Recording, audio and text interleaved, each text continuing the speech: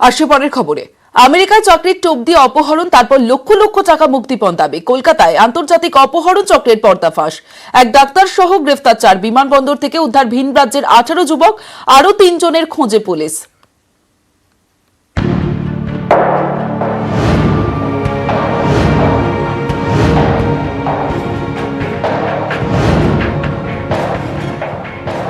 আমেরিকায় মোটা মাইনের চাকরির টোপ, সেই টোপেই আন্তর্জাতিক অপহরণ চক্রের খপ্পরে পড়েন পাঞ্জাব এবং হরিয়ানার 18 জন যুবক।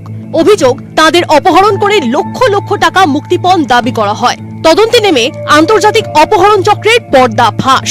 বৃহস্পতিবার একাধিক ব্যক্তিকে গ্রেপ্তার করে বিধাননগরের পুলিশ। এরপর রবিবার কাকভোরে অভিযান। কলকাতা বিমানবন্দর থেকে ভিন রাজ্যের অপহৃত 18 জনকে উদ্ধার করে এনএসসিবিআই থানার পুলিশ। মোট 3 জনকে অ্যারেস্ট করি। সুরেশ সিনহা, রাকেশ প্রসাদ সিনহা, 2 ভাই, এবং ধীরাজ দাস। এয়ার ইন্ডিয়ার ফ্লাইট যেখান থেকে ছাড়ছে, দিল্লির ফ্লাইট, সেখানে আমরা রাহুলকে খুঁজে পাই। 18 জনকে আমরা খুঁজে পাই, প্রত্যেকেই ভিকটিম, এবং এদেরকে পাঞ্জাব এবং হরিয়ানার বিভিন্ন জায়গা থেকে আনা হয়েছিল। হরিয়ানার বাসিন্দা নরেশ কুমার এ মাসে এনএসসিবিআই থানায় ইমেল করেন। তার অভিযোগ, 28 অগস্ট থেকে তার ছেলে রাহুল কুমার নিখোঁজ। আমেরিকায় চাকরিতে যোগ দেওয়ার কথা ছেলের। চাকরির জন্য 49 লক্ষ টাকা দাবি করা হয়েছে। তিনি 40 লক্ষ টাকা দিয়েছেন। জানতে পেরেছেন ছেলে আমেরিকায় নেই, রয়েছে কলকাতায়। এই অভিযোগ পেয়ে তদন্তের নামে এনএসসিবিআই থানা। মোবাইল ফোনের সূত্র ধরে গত বৃহস্পতিবার দমদম ও এয়ারপোর্ট এলাকা থেকে সুরেশ সিনহা, রাকেশ প্রসাদ সিনহা এবং ধীরাজ দাসকে গ্রেপ্তার করে পুলিশ। সূত্রের খবর, 3 জনকে জেরা করে একটি ফোন নম্বর পান তদন্তকারীরা। সেই ফোন ট্র্যাক করে মেলে গুরুত্বপূর্ণ তথ্য। এরপরেই রবিবার কাকভোরে কলকাতা বিমানবন্দরে ফাঁদ পাতেন তদন্তকারীরা। উদ্ধার করা হয় অপহৃত রাহুল কুমার সহ ভিন রাজ্যের 18 যুবককে। এর সঙ্গে যারা সংশ্লিষ্ট জড়িত আছে তাদেরকে আমরা মোটামুটি আইডেন্টিফাই করে ফেলেছি, এবং আমরা শীঘ্রই আশা করছি এদেরকে অ্যারেস্ট করে ফেলব।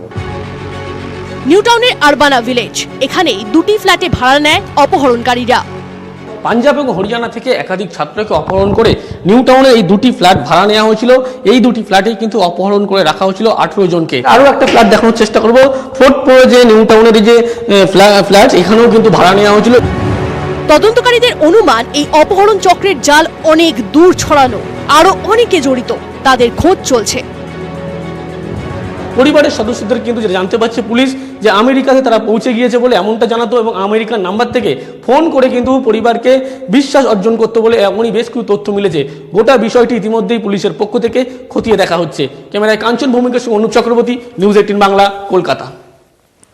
আমেরিকায় চাকরির টোপ দিয়ে অপহরণের অভিযোগ গতকাল রাতে গ্রেফতার করা হয় আরো এক চিকিৎসককেও। আন্তর্জাতিক অপহরণ চক্রে বিধাননগর থানার পুলিশের জালে ওই চিকিৎসক, আরো 3 জনের খোঁজে চলছে তল্লাশি। অনুপ চক্রবর্তী রয়েছে। অনুপ, লাস্ট আপডেট কি রয়েছে?